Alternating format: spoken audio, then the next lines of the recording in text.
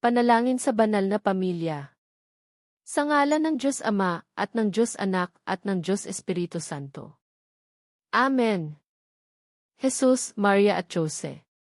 Sa iyo ay pinagninilayan namin ang kariktan ng tunay na pag-ibig, sa iyo kami ay lumalapit ng may tiwala.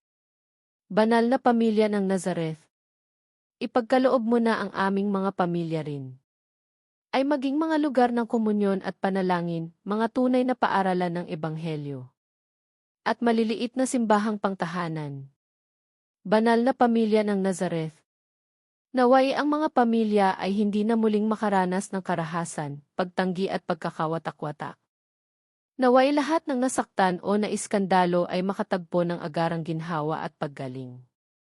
Banal na pamilya ng Nazareth. Gawing muli naming alalahanin ang kabanalan at hindi maaaring labagin ang pamilya, at ang kagandahan nito sa plano ng Diyos. Jesus, Maria at Jose, maawaing dinggin ang aming panalangin. Amen. Sa ngalan ng Diyos Ama, at ng Diyos Anak, at ng Diyos Espiritu Santo. Amen.